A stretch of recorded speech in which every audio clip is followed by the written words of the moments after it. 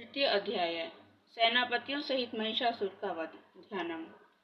जगदम्बा के श्री अंगों की कांति उदय काल के सहस्रों सूर्यों के समान है। वे लाल रंग की रेशमी साड़ी पहने हुए हैं। उनके गले में मुंडमाला शोभा पा रही है। दोनों स्तनों पर रक्त चंदन का लेप लगा है। वे अपने कर कमलों में जपमालिका, विद्या और अभय नामक वरमुद्रा अभय तथा वर नामक मुद्राएं धारण किए हुए हैं। 3 नेत्रों से सुशोभित मुखारविंद की बड़ी शोभा हो रही है। उनके मस्तक पर चंद्रमा के साथ ही रत्नमय मुकुट बंधा है तथा वे कमल के आसन पर विराजमान हैं।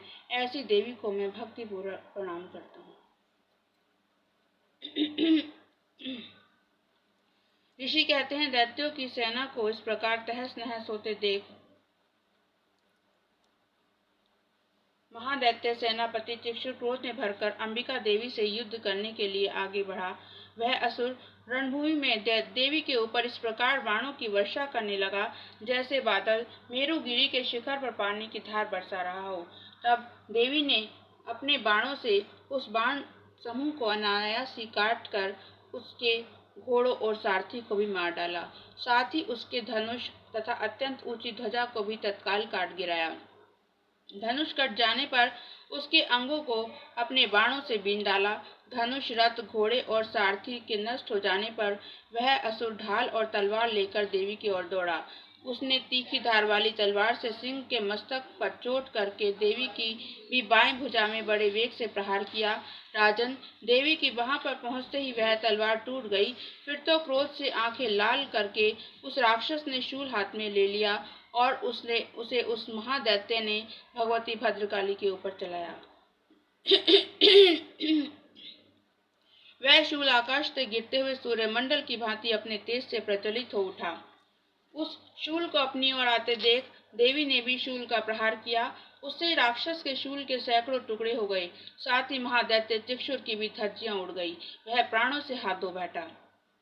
महिषासुर के सेनापति उस महापराक्रमी चिक्षुर के मारे जाने पर देवताओं को पीड़ा देने वाला चामर हाथी पर चढ़कर आया। उसने भी देवी के ऊपर शक्ति का प्रहार किया, किंतु जगदम्बा ने उसे अपने हुंकार से ही आहत एवं निष्प्रभ करके तत्काल पृथ्वी पर गिरा दिया। शक्ति टूटकर गिरी हुई देख चामर को बड़ा क्रोध हुआ। अब उसने शूल चलाया, किंतु देवी ने उसे भी अपने बाणों द्वारा काट डाला।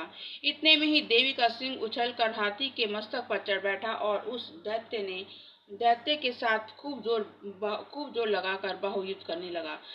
वे दोनों लड़ते लड़ते हाथी से पृथ्वी पर आ गए और अत्यंत क्रोध में भरकर एक दूसरे पर बड़े भयंकर प्रहार करते हुए लड़ने लगे। तदनंतर सिंह बड़े वेग से आकाश की ओर उछला और उधर से गिरते समय उसने अपने पंजों की मार से चामर का सिर धड़ से अलग कर दिया। इसी प्रकार उदग्र भी शिला और वृष्ट आदि की मार खाकर रणभूमि में देवी के हाथ से मारा गया तथा कराल भी दांतों, मुक्कों और थप्पड़ों की चोट से धराशायी हो गया। क्रोध में भरी हुई देवी ने गदा की चोट से उद्यत का कचूमर निकाल डाला। विंध्यपाल से वाशकल को तथा बाणों से ताम्र को और अंधक को मौत के घाट उतार दिया। तीनों नेत्र वाली परमेश्वरी ने त्रिशूल से उग्रास्य, उग्रवीर्य तथा महाअनु नामक दैत्य को मार डाला। तलवार की चोट से विडाल के मस्तक को धड़ से काट गिराया।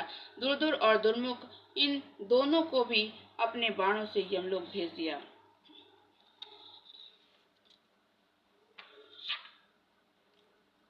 इस प्रकार अपनी सेना का संहार होते देख महिषासुर ने भैंसे का रूप धारण करके देवी के गणों को त्रास देना आरंभ किया।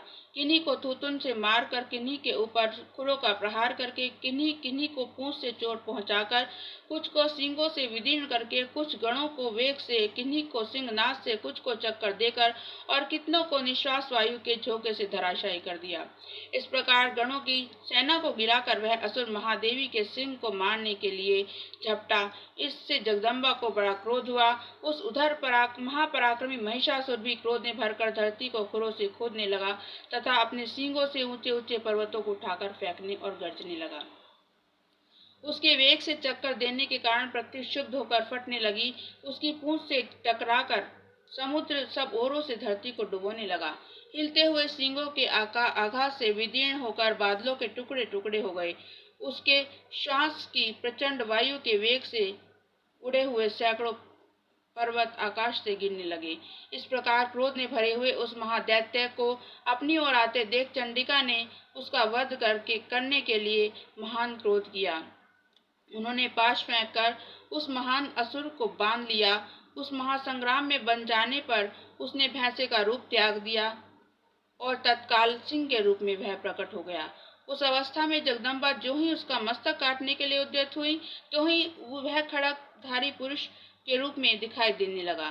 तब देवी ने तुरंत ही अपने बाणों की वर्षा करके ढाल और तलवार के साथ उस पुरुष को बीन डाला। इतने में ही वह महान गजराज के रूप में परिणित हो गया तथा अपने सूंड से देवी के विशाल सिंह को खींचने और गर्जने लगा। खींचते समय उस देवी ने तलवार से उसकी सूंड काट डाली। तब उस महादैत्य ने पुनः भैंसे का शरीर धारण कर लिया और पहले की ही भांति चराचर प्राणियों सहित तीनों लोगों को व्याकुल करने लगा। तब क्रोध में भरी हुई जगन माता चंडिका बारंबार उत्तम मधु का पान करने और लाल आंख करके हंसने लगी। उधर वह बल और पराक्रम के मद से उन्मत्त हुआ राक्षस गरजने लगा और अपने सींगों से चंडी के ऊपर पर्वतों को फेंकने लगा। उस समय देवी अपने बाणों के समूह से उसके फेंके हुए पर्वतों को चूर्ण करती हुई बोली। बोलते समय उनका मुख मधु के मद से लाल हो रहा था और वाणी लड़खड़ा रही थी। देवी ने कहा, ओ मूढ़, जब तक मैं मधु पीती हूँ तब तक तू क्षण भर के लिए खूब गर्ज ले। मेरे हाथों से यही तेरी मृत्यु हो जाने पर अब शीघ्र ही देवता भी गर्जना करेंगे। ऋषि कहते हैं, यूं कहकर देवी उछली और उस महादैत्य के ऊपर चढ़ गई और फिर अपने पैर से दबाकर उन्होंने शूल से उसके कंठ में आघात किया। उनके पैर से दबा होने पर भी महिषासुर अपने मुख से अभी आधे ही शरीर से वह बाहर निकलने पाया था कि देवी ने अपने प्रभाव से उसे रोक दिया। आधा निकलना होने पर भी वह महादैत्य देवी से युद्ध करने लगा। तब देवी ने बहुत बड़ी तलवार से उसका मस्तक काट गिराया। फिर तो हाहाकार करती हुई दैत्यों की सारी सेना भाग गई तथा संपूर्ण देवता अत्यंत प्रसन्न हो गए। देवताओं ने दिव्य महर्षियों के साथ दुर्गा देवी का स्तवन किया। गंधर्व राज गाने लगे तथा अप्सराएं नृत्य करने लगी। इस प्रकार श्री मार्कंडेय पुराण में सावर्णिक मनवंतर की कथा के अंतर्गत देवी महात्म्य में महिषासुर नाम का 3रा अध्याय पूरा हुआ। ओम नमः शिवाय। जय माता।